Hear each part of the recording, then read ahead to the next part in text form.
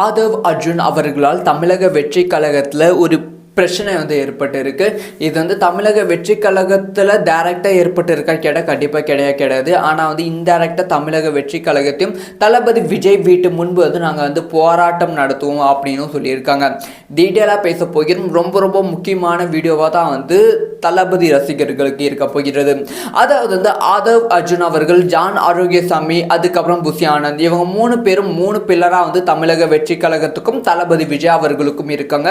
So Aadhav Arjun அவர்கள் ஒரு மிகப்பெரிய பில்லராக தமிழக வெற்றி கழகத்துக்கு இருக்காங்க. ஸோ ஆதவ் அர்ஜுன் அவர்களும் பிரசாந்த் கிஷோரும் சேர்ந்து ஒரு பெரிய நிறுவனத்தை, சிம்பிள் சென்ஸ் அப்படிங்கிற நிறுவனத்தை உருவாக்குனாங்க. இந்த நிறுவனம் எதுக்காக அப்படின்னு கேட்டிங்கன்னா தமிழக வெற்றி கழகத்தோட ஐடி விங்கை கண்ட்ரோல் பண்ணுவதற்காக. ஸோ தமிழக வெற்றி கழகத்தில் என்னென்ன போஸ்ட் போடலாம், சோஷியல் மீடியா மொத்தமாக, அதுக்கப்புறமா ஒரு ஸ்ட்ராட்டஜி, அதாவது தமிழக வெற்றி கழகத்துக்காக ஸ்ட்ராட்டஜி உருவாக்குவதற்காக அந்த ஒரு பெரிய ஆஃபீஸை உருவாக்குறாங்க.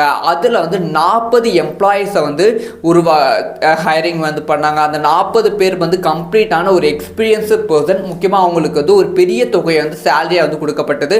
அந்த 40-50 பேருக்கும் கொடுக்கப்பட்டது. ஆனால் பிரசாந்த் கிஷோர் அவர்கள் தமிழக வெற்றி கழகத்தோட 2ஆம் ஆண்டு தொடக்க விழாவுக்கு வந்திருந்தாங்க.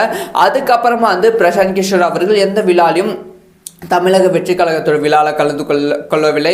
அதுக்கப்புறம் பிரசாந்த் கிஷோரை பற்றி எந்த விதமான தாக்கும் இல்லாமல் தான் இருந்தது. அதுக்கான மிக முக்கியமான காரணம் என்னன்னா, பிரசாந்த் கிஷோர் அவர்கள் ஒரு வார்த்தை, அதாவது வாயால் ஒரு சின்ன ஒரு கணக்கு எடுத்து தமிழக வெற்றி கழகம் வெற்றி பெறுவதற்கான வாய்ப்புகள் இருக்குது அப்படின்னு சொல்லிட்டு போயிட்டாங்க. ஆனால் பிரசாந்த் கிஷோர் போயிட்டு அப்புறமா அங்கே பீகாரில் பிரசாந்த் கிஷோரோட நிலைமை இந்தியா முழுவதும் தெரிய ஆரம்பித்தது. அப்போவே பிரசாந்த் கிஷோர் அவர்களோட உண்மையான நிலைமை என்ன அப்படிங்கிற விஷயம் தளபதி விஜய் அவர்களுக்கு புரிய ஆரம்பித்து விட்டது. அது மட்டும் இல்லாமல் இந்த சைடு அதிமுக கிட்ட பணம் வாங்கிட்டு பிரசாந்த் கிஷோர் அவர்கள் தமிழக வெற்றி கழகத்துக்கு ஒர்க் பண்றதுக்காக வந்தாங்க. இது அதிமுக தமிழக வெற்றி கழகம் இடையே கூட்டணி போற சமயத்துல சின்னதாக ஒரு கேப் விழுற மாதிரி, ஒரு பிரச்சனை ஏற்படுற மாதிரி ஆயிடுச்சு. இதனால் பிரசாந்த் கிஷோர் அவர்கள் தமிழக வெற்றி கழகத்துக்கு வேண்டாம் அப்படி சொல்லி தளபதி விஜய் அவர்கள் முடிவு பண்ணிட்டாங்க. அதே மாதிரி ஆதவ் அர்ஜுன் அவர்களும் இதெல்லாம் முடிவு பண்ணாங்க. ஸோ அதனால ஆதவ் அர்ஜுன் அவர்களுக்கும் பிரசாந்த் கிஷோருக்கும் இருந்த ஒரு தொடர்பு கொஞ்சம் விரிசல் ஏற்பட்டது.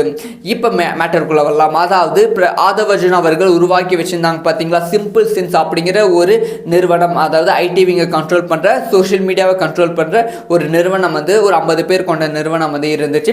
இது தமிழக வெற்றி கழகத்துக்காக மட்டும் இல்லாம பிரசாந்த் கிஷோர் அவர்களோட பீகாரில் நடக்கும் தேர்தலுக்காகவும் ஆதவ் அர்ஜுன் அவர்கள் இந்த ஒரு நிறுவனத்தை வச்சிருந்தாங்க.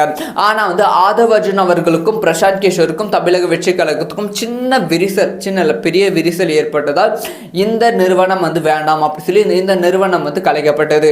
தமிழக வெற்றி கழகத்துக்காக மட்டுமே செயல்படணும் அப்படி சொல்லி இந்த நிறுவனத்தில் இருக்க 50 பேரை 40 பேர் வேலையிலிருந்து தூக்கிட்டாங்க. மீதி 10 பேர் தான் இருக்காங்க. இவங்களும் ஹை ப்ரொஃபைல் இருக்க பொசிஷன்ல இருக்கவங்க.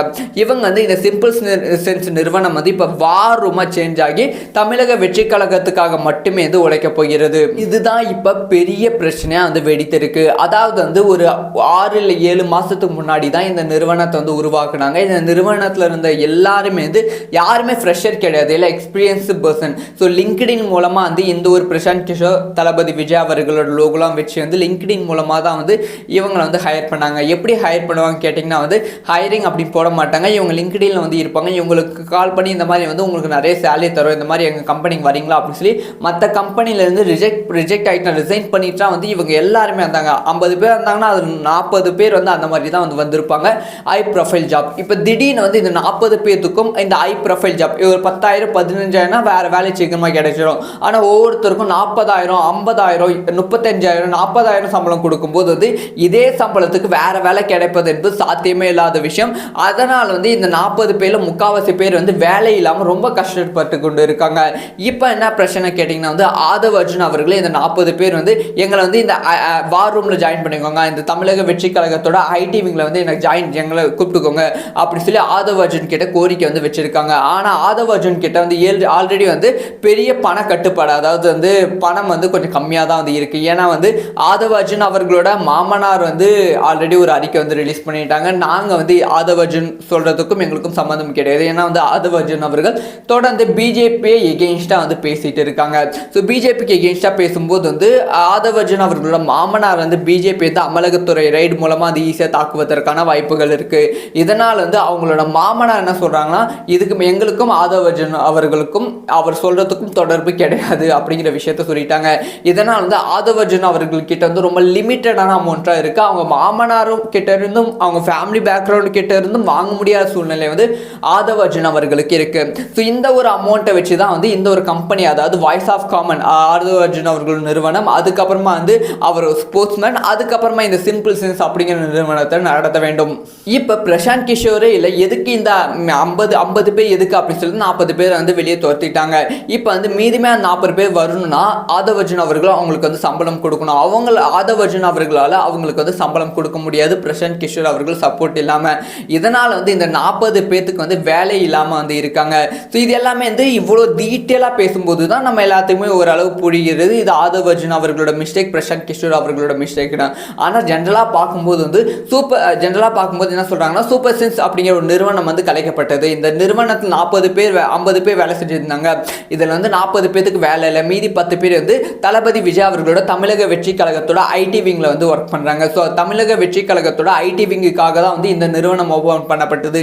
இப்போ இந்த 40 பேருக்கு வேலை இல்லை. ஸோ ஆட்சி அதிகாரத்தில் வருவதற்கு முன்பே, எலெக்ஷனை சந்திப்பதற்கு முன்பே வந்து இந்த 40 பேருக்கு வந்து வேலை இல்லாத ஒரு திண்டாட்டம் வந்து கொஞ்சம் கூட கவனமே இல்லாமல் தமிழக வெற்றி கழகம் செய்து கொண்டு இருக்கு அப்படிங்கிற குற்றச்சாட்டுலாம் பயங்கரமாக அது வெடிக்க ஆரம்பித்தது. முக்கியமாக வந்து இந்த 40 பேர் வந்து இந்த மாதிரி வந்து எங்களுக்கு வந்து ஒரு ப்ராப்பரான பதில் சொல்லணும், இல்லை எங்களுக்கு வந்து இந்த வார் ரூமில் வந்து இடம் கொடுக்கணும்னா, எங்களை வேலைக்கு வந்து சேர்த்திக்கலன்னா நாங்கள் வந்து பனையூரில் இருக்க தளபதி விஜய் அவர்களோட இல்லத்துக்கு முன் வந்து போராட்டத்தில் இறங்குவோம் அப்படிங்கிற விஷயத்த ஓப்பனாக வந்து சொல்லிட்டாங்க. இதனால் வந்து ஒரு பெரிய ப்ராப்ளம் வந்து இப்போ வந்து வெடிக்க ஆரம்பித்திருக்கு.